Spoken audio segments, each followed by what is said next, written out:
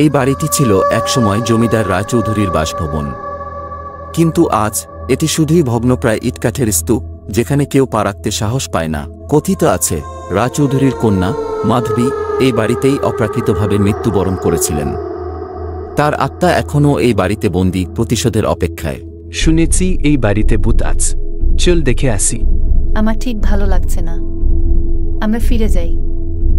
আরে কিছু হবে না, একটু অ্যাডভেঞ্চার করি।